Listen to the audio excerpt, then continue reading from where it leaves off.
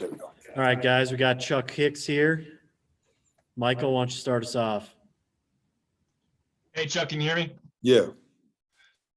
First things first, how are you feeling? I know you're a little bit banged up toward the end of the year. Is everything good on that front? And then two, obviously we just spoke with Jay Savell, and the improvement after it was really after the CSU game where you guys were kind of lights out. For you, what was kind of the biggest difference from defensively where you guys started to where you ended up?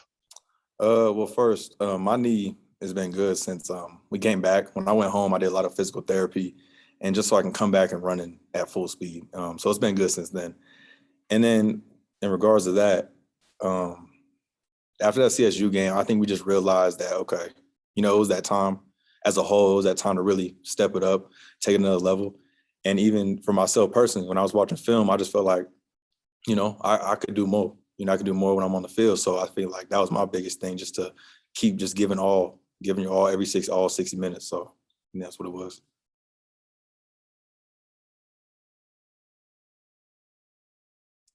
Chuck, I got to know, did you have any pressure on you last year coming in, replacing a guy like Cash Malawia?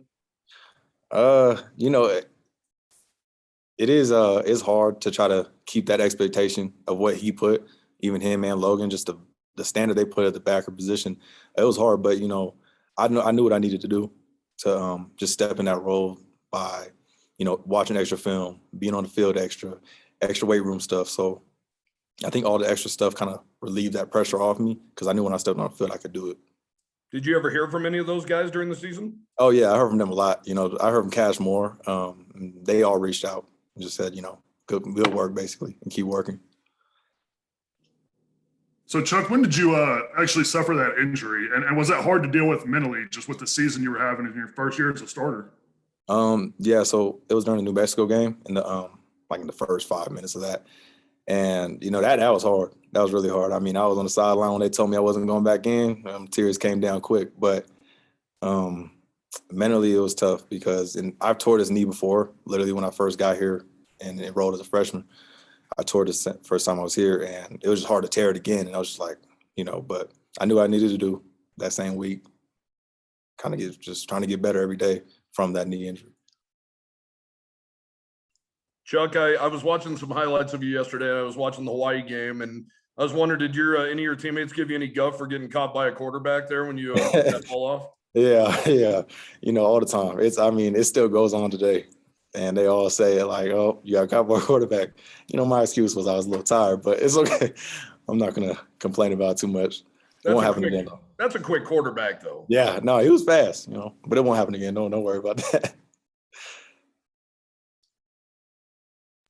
Chuck, we just talked with Coach Lavelle about Chad Muma a little bit. What is it like being on the field with him? What sort of a presence does he have? And my other question is, did you know that he played piano? Because that is a thing now that's apparently getting out there.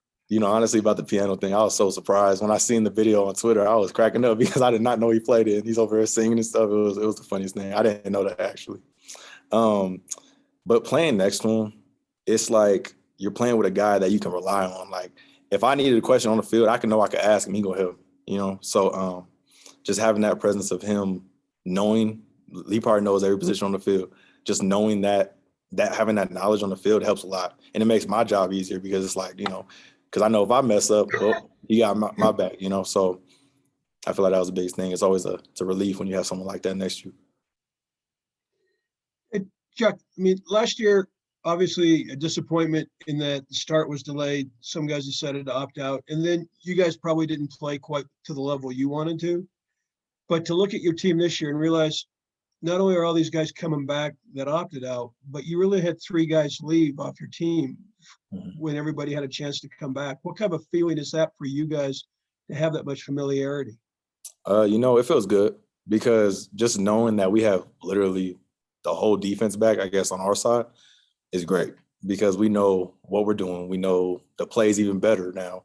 It's kind of like we're just running things just kind of off reaction now. It's not like we're thinking about it. We're just playing. And I think that's the biggest thing this year. And I think that's going to help us a lot. And it's going to feel good when we get step on the field and we know exactly what to do. Thank you. Chuck, think back to what your mindset was before the season started last year compared to this year? Your confidence has to be just through the roof. Oh yeah, definitely. Because last year, I mean, it was so iffy, just going into the season. I mean, it'd be like season's on, then canceled, and then season's on. So now knowing that we're going and we're rolling like spring ball, this is a start right here. The start was actually in January when we started working out. So just knowing that we're going full go, it feels good.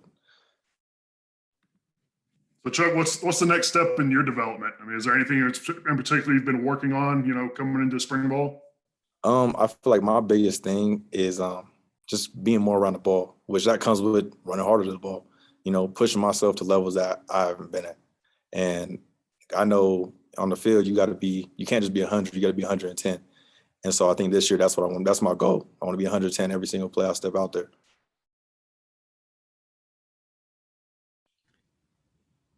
We got more questions, Chuck?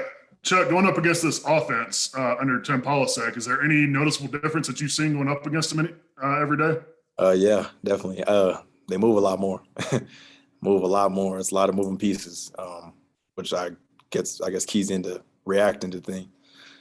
It feels like a lot faster too. I mean, they're getting on the ball quick, lining up fast, and snapping that ball. So that makes us have to line up faster. They're trying to throw us off every day. So it's definitely a difference for sure. You get wind